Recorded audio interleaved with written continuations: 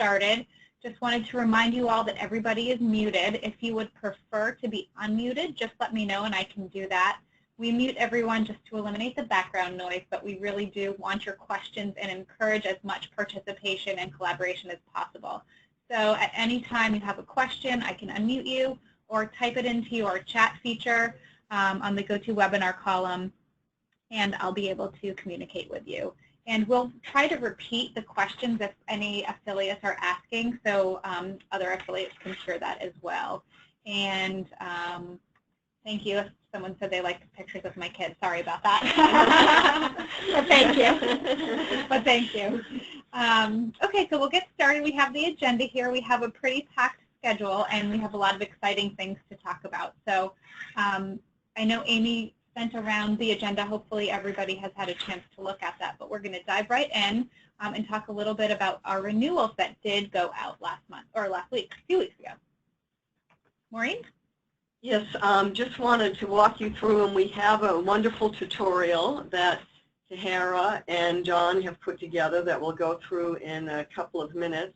But as Shana said, we did send out our renewal invoices finally on April 1st. Just to give you a little bit of background, in the past we would send those renewal invoices out probably beginning of November. And obviously this is quite a delay, but the delay was necessary in order for us to fix a lot of the issues that we were seeing in Nimble User. And we're confident now that we've made those changes, and as we move forward, we won't have the issues that we've had over the past year. So we have extended the date when payments and CECs are due before we assess a $50 reinstatement fee, and we have extended that date till May 31st. And then what we have really is two buckets of people. We have people who have earned their designation before October 31st, 2014. And everyone who earned their designation before that date will continue to have a January 1 anniversary date, and they will continue to have until March 31st to pay their dues and to report their CECs before we assess a $50 reinstatement fee for each outstanding credential. And that's something new I wanted to bring up on this call. When Nimble User was being programmed, it was impossible for them to program so that there was only one $50 reinstatement fee as we had in the past. The reinstatement fee now is going to be issued if you have 2 or more designations. For each designation that is not paid on time, there will be a $50 reinstatement fee. So if you hear about it, I wanted to make sure that you were aware of it before you could hear about it from any of your designates. It's a change that we really had no choice but to accept. And as always, Don has been given the opportunity to work with people if there are any mitigating situations we need to consider. We are always open to considering them, and we could, if we needed to, do away with a $50 fee if for some reason people did not receive their invoice in time for them to pay on time. So if you have any questions about that, feel free to call me or to email me. Our credential renewal invoices for people who earn their designation on November 1st, 2014 and beyond, they're going to have a program start date, and that's the language that you will see on the invoices. And the program start date reflects the first day of the month in which they completed all their credential requirements. They too will have a 3-month grace period to pay their dues and report CECs before a $50 reinstatement fee for each outstanding credential is assessed. So to make this come to life, on the next slide, you'll see some examples. And this is to kind of put it in the context that from an affiliate level we think will make sense for you. We have Juan who passed both sections of the CAM exam on November 10th, 2014. Juan's program start date will be November 1. Juan will have until February 28th to pay his dues, and report CECs before a $50 reinstatement fee is assessed. So that's how we are. That's how we are going to move forward. The people that received their credential on November 1 of 2014 and beyond, they will be paying on the anniversary month of when they completed all of their credential requirements. The reason for moving to this is it was kind of crazy to have 10,000 notices going out at the same time. We're hoping as we move forward, we'll start to see that over the year, each month is we have more even distribution of renewals.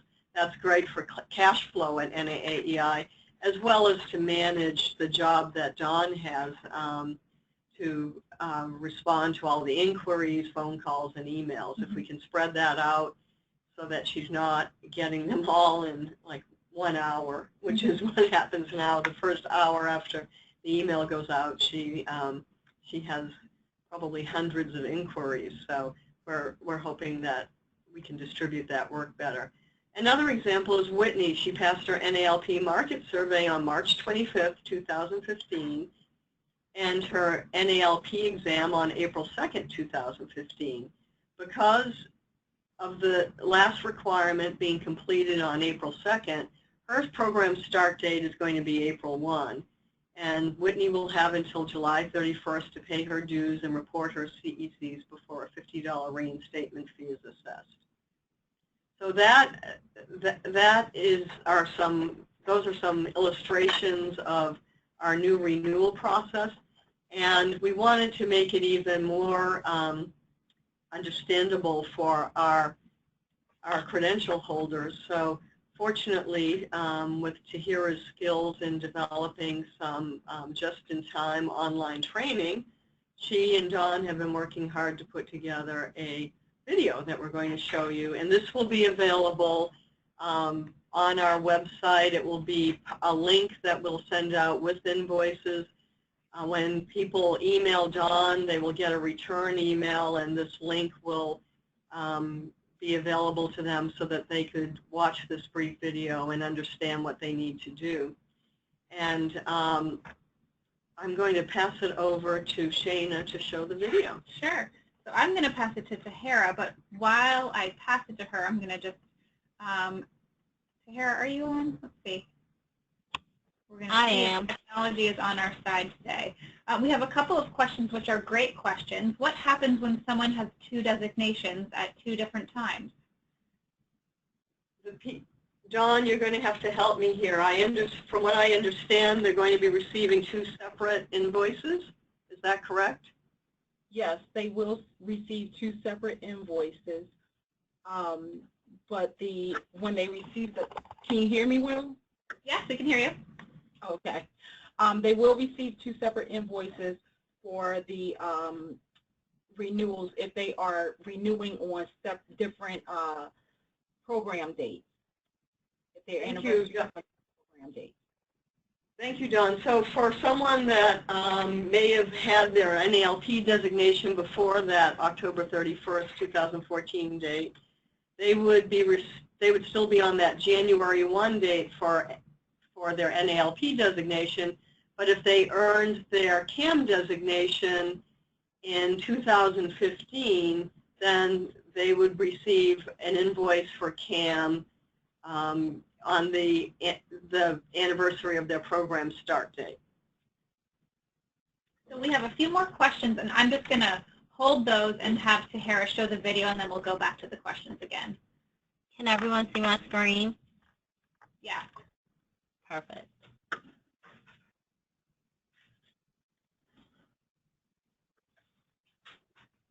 Wishing to renew their credentials may do so by logging into NAAEI.org.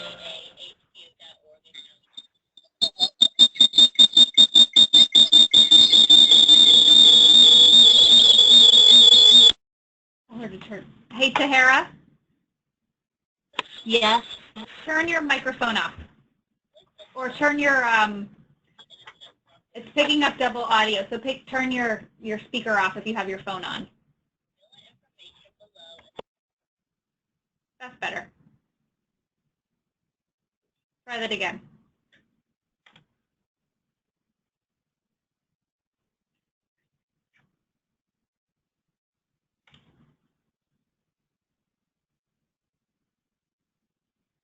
You have to turn your speaker on if you're connected over the phone.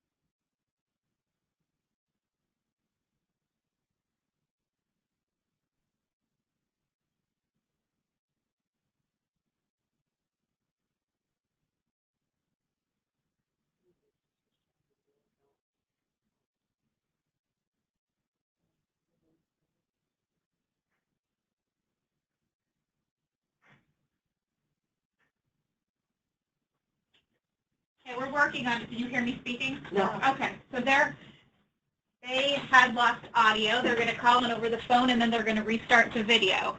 So sorry about that. Technical difficulties. Maybe we could go to those questions that you had, Shane. Sure.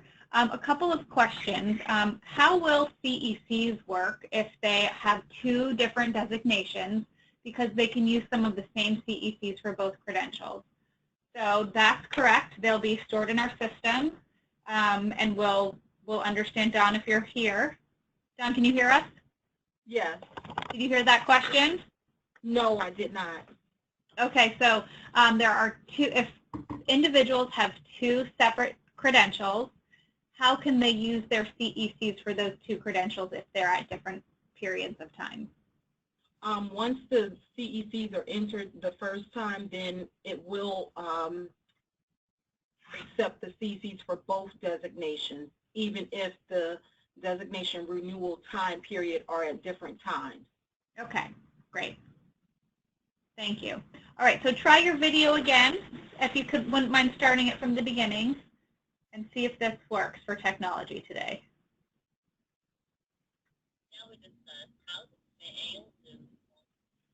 Just make sure your speaker's right next to your mic is right next to your. .org account. Click the welcome to your name link. Then click your name and account. Pay your outstanding designation renewal here.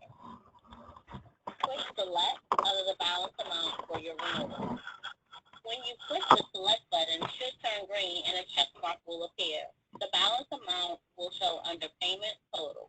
Enter your billing information below, and the payment details portion of the screen completes your payment. Once your payment has been processed, a payment summary will appear giving you confirmation of payment.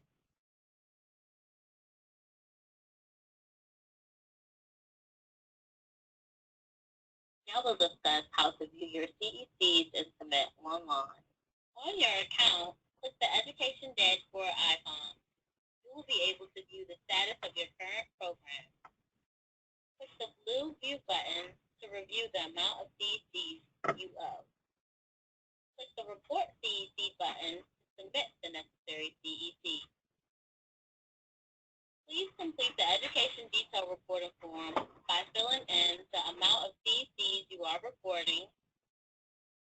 Click the Browse button to select the PDF file in which you choose to upload. Select the date that you are uploading your CEC. Please note in the Notes section, type in the title of the document you are uploading and select Submit. You now have successfully submitted your CEC. If you would like to upload additional CECs, click on the link provided within this page. You may also submit your CECs by email to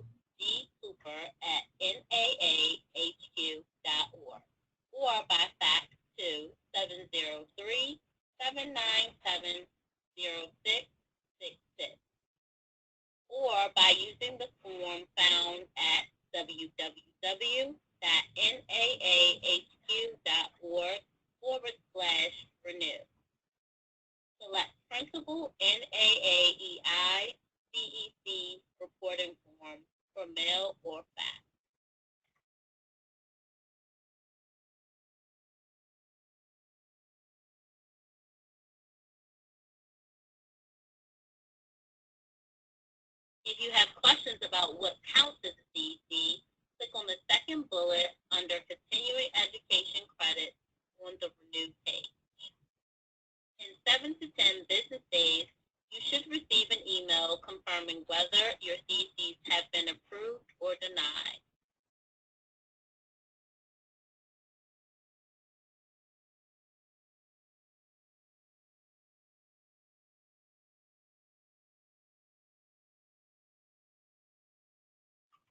Finally, we will show you how to submit the CEC reporting form by email. On the renewal page, you will find the link for printable NAAEI CEC reporting form by mail or fax. Hover over the downward arrow to save your document to the desktop. Once the document is saved to your desktop, open the file.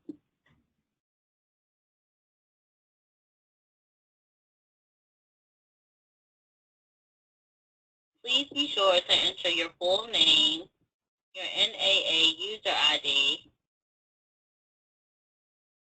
and be sure to click the box on which you are applying for the program for renewal.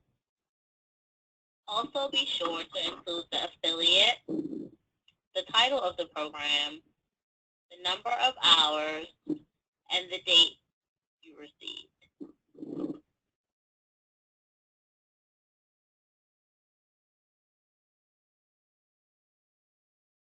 Once all information has been entered, scroll down to the end of the second page and sign and date the form.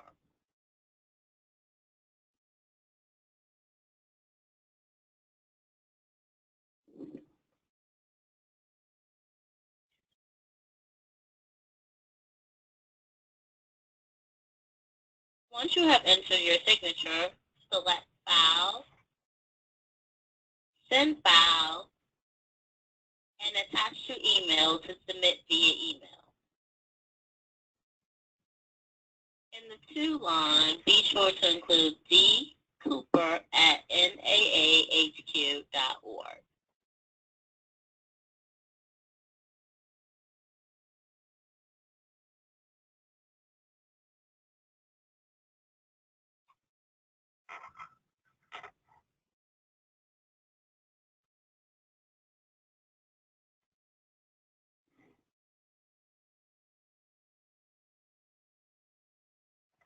That's it, Shayna.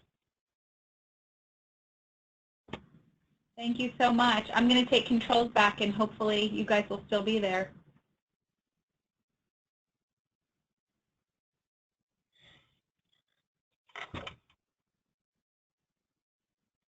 Thank you, guys. So that is a YouTube video. It will be posted on our website, and we will share it out for you, share it with you as soon as we have it uploaded to our YouTube channel.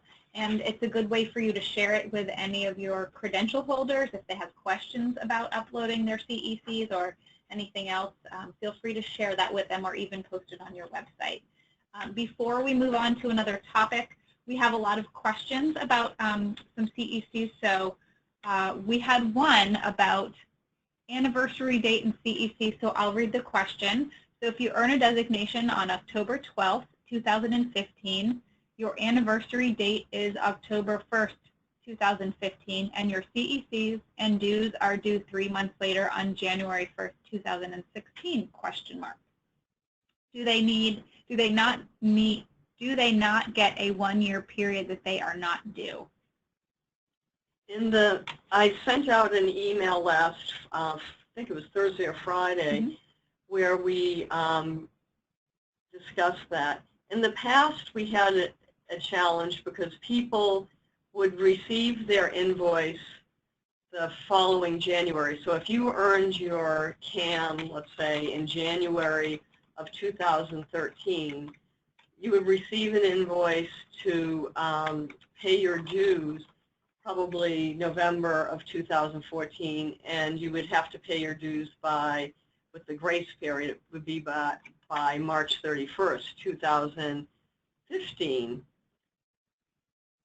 But the challenge we had was for some people, if they earned their designation in June, July, August, that would only give them a few months to earn 6 CECs. So because of that, we had waived the first year's requirement to not only pay your dues, but to submit your CECs.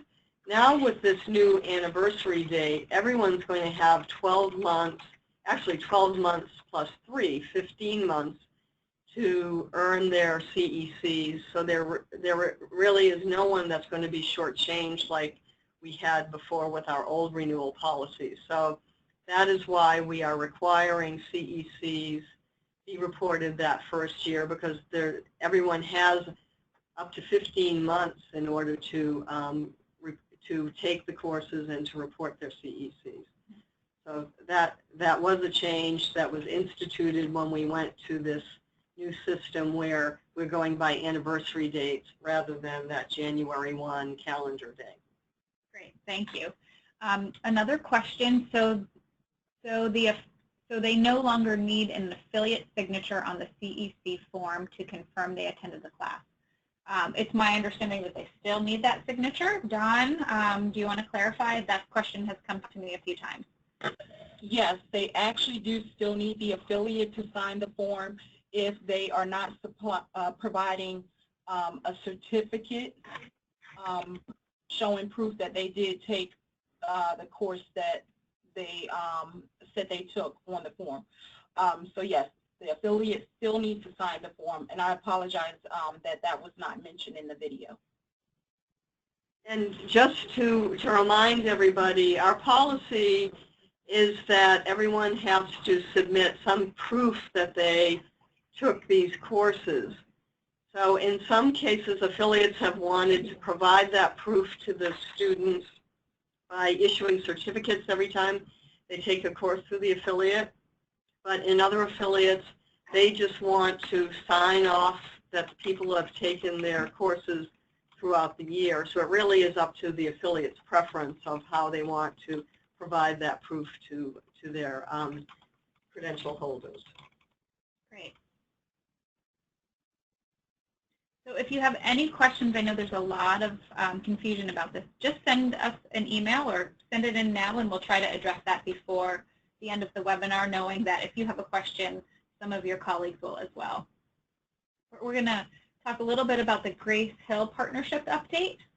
And the update's a brief one. We have a contract from Grace Hill that's being reviewed by our legal counsel here at NAAEI. And we're hoping to have that signed by Tuesday of next week.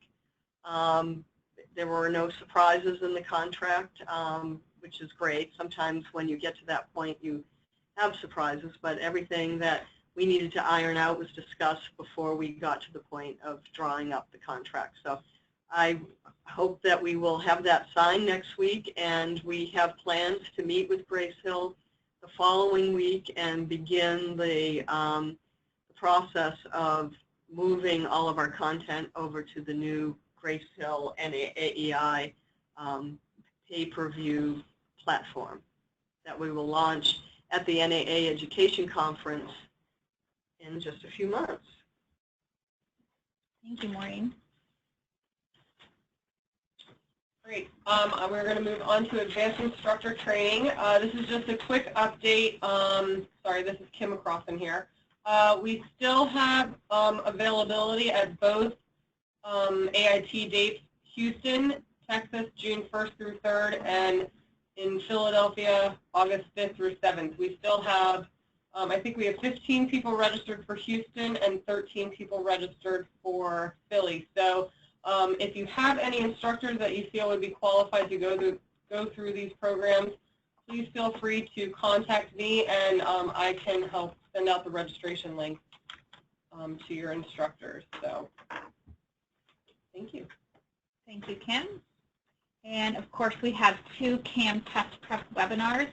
Feel free to share these with your students, and Amy will share the link.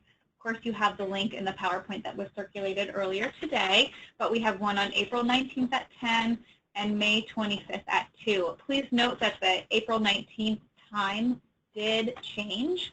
So if you have students who signed up for that and they've already signed up, they received a notification from GoToWebinar about that time change. Otherwise, if you've posted this on your website, please note the time change. Our instructor had a conflict, so we had to keep the date the same but change the time. And if this is a problem for anyone, feel free to send them to the May 25th one, but also know that the webinar will be recorded, so if they're unable to attend, they can contact us for that recording. We have another tutorial for you, so I'm going to pass it over to Amy and Stephanie to go through the affiliate dashboards. Thanks, Gina. This is Amy. Hi, everyone.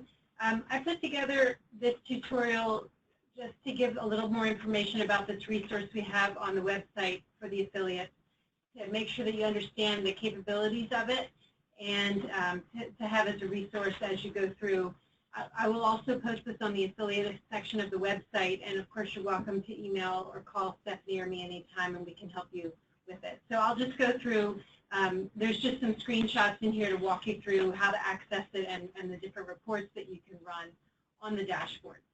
So on the first page you'll see this is just how you log in. Essentially you just need to be logged into the NAAEI website in order to access the affiliate dashboard. So on the first page there you click login. And then next screen, it'll take you to your account information. You click on the green box that says View Your Account, and then you will come to the page that has your account. The top line will be all of your information, and the bottom line says Affiliate Education. And that is, on that third row, is where you'll find the two dashboards that provide all of the information you'll need for your candidates who are going through any kind of educational program. The two dashboards are the education dashboard and the exam dashboard. We send out, as you all know, weekly reports about information of students who have enrolled, who have completed programs, or who have taken tests or exams. And so you will continue to get those from us, but essentially these reports are ways for you to find that information out whenever you need to. When you run a report, that will be the most updated information available. We send it out on a weekly basis, but you can run these reports and get the same information anytime, and it will be very much up to date. So I'm going to start with the exam dashboard and show you a couple of reports that you can run on that. So if you, on the next screen, if you see, just go back and click on the affiliate exam dashboard icon. And on this dashboard, you're going to see listed the participant's ID. You'll notice on all of these screens I've blanked out information just for privacy's sake. So you'll see a column with participant's ID, name, the programs they're involved in, which exams they've taken, their exam eligibility codes, and the status of those codes.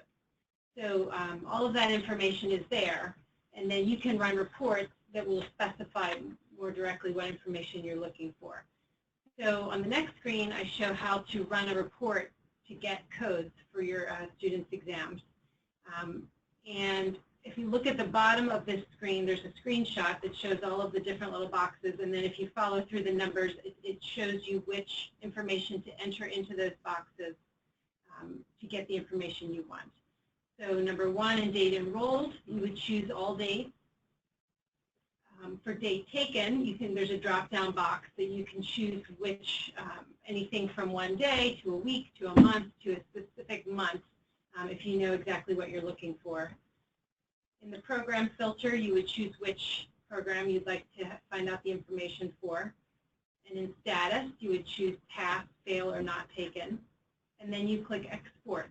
And what will happen is that the information that you've chosen will be exported to an Excel spreadsheet. And then you can use that spreadsheet to sort, to customize, to do whatever you want with. And so that's the best way to get codes. If you need codes more quickly than the weekly report we send, that would be the best way to do it. And on the next screen, I show you how to run an enrollment report. And this will give you a list of the candidates who have recently enrolled in programs.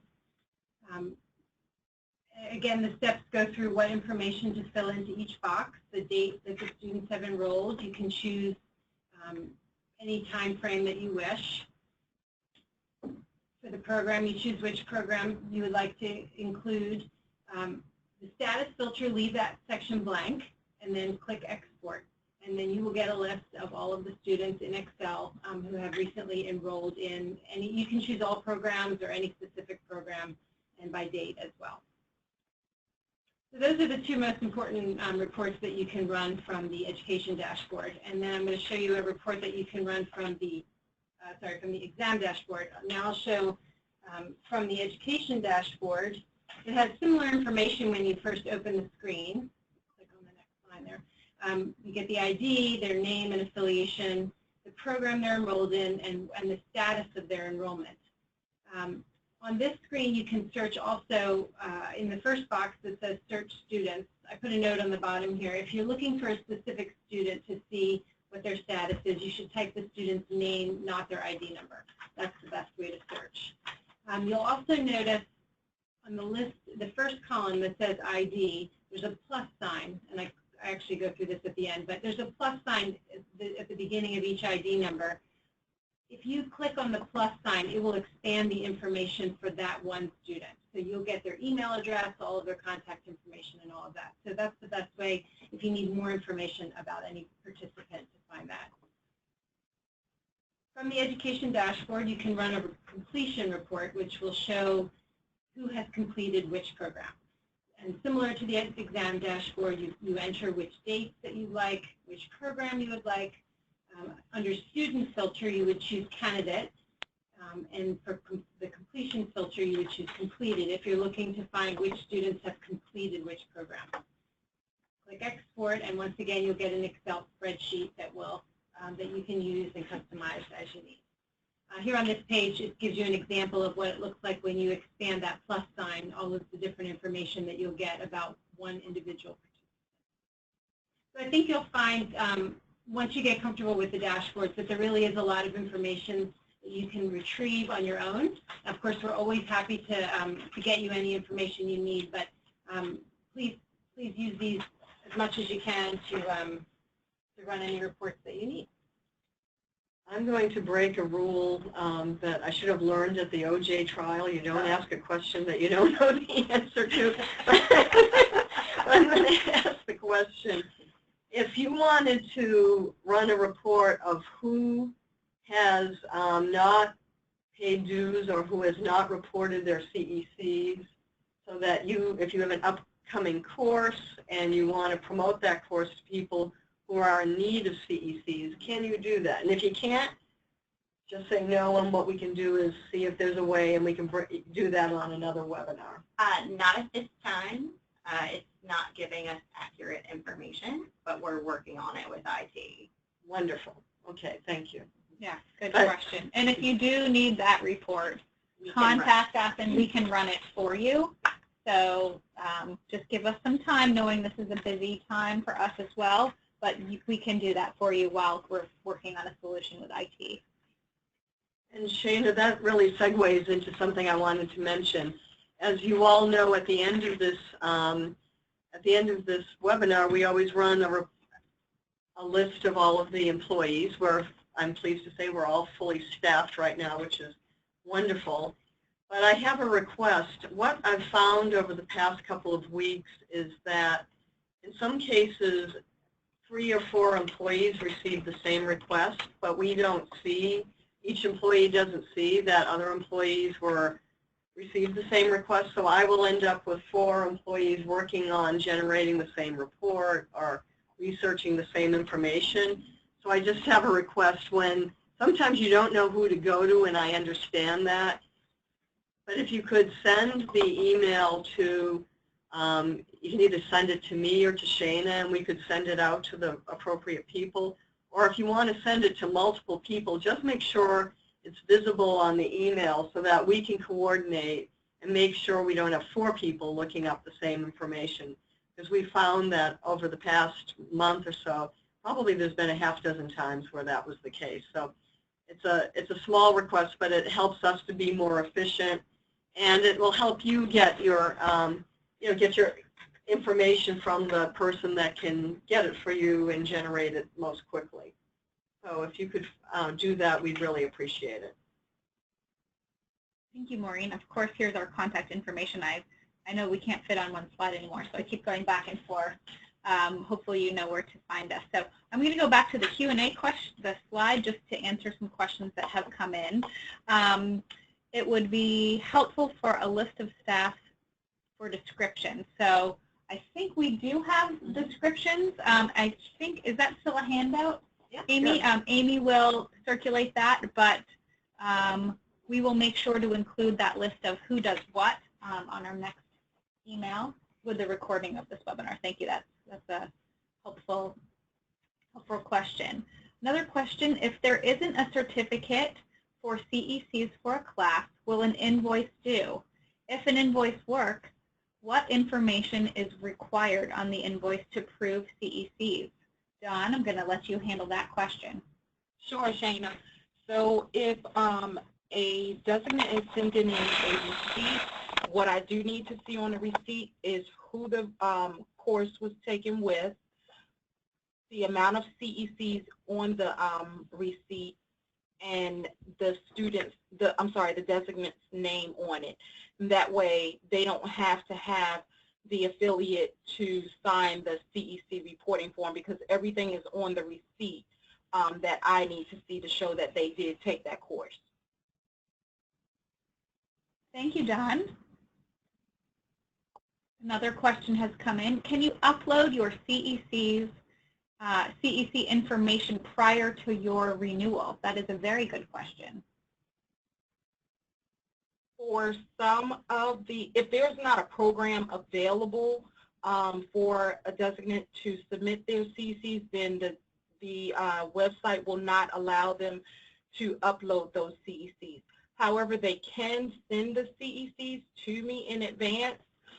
They will have to send it by fax or email, and I can put it on their account on the back end and just save it for that year or so that they're trying to apply the CECs to. Great, thank you. A question about emeritus status. Is it still age 55, and is it 25 years in the industry? It is 25 years in the industry, or if you are retired in the industry. I'm sorry, retired from the industry. And that information can be found on the website at www.naahq.org/renew. And you can go to the link that says, that asks what counts as a CEC, and I'm sorry, the other link that they can go to, it does ask under the frequently asked questions, what happens if I retire and want to maintain my designation. Great, thank you. I just wanted to also mention that we are updating the candidate handbook, and we're just waiting for IT to approve it. We will attach that to that email as well, so you can share that with your credential holders. Are there any other questions? I know we've had a lot of information today. We will update and post that YouTube video that Tahara and Don put together, and we will share that with you as soon as it is available. And make sure you share that with anybody you would like, or post it on your website. You can link to our website. But we thought it was a really great tutorial and really easy to use. It answers a lot of questions that someone might have. And we will also be updating the What's in a CEC document. I think it's already updated, actually.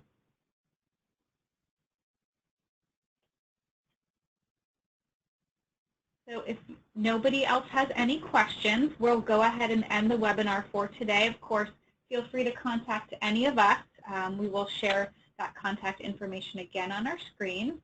And we look forward to working with you over the next month, and of course, next month, another NAAEI webinar. Shana, I just would like to ask if anyone has scheduled or has completed any RPM Careers Month activities. If you would like to report on what you did and your success on the next webinar, if you could share with Amy that you would like to participate in in the webinar to share what your association or some of your members and companies within your association did to celebrate RPM Careers Month. Great, thanks, Maureen. Sloan's already just said career fair done on April 5th. Yay. Thanks for sharing that. Maybe next month we'll have you talk about it, Sloan. We'd love that. Not to put you on the spot. She said sure, so good thing. So we'll pencil that in for the agenda next month.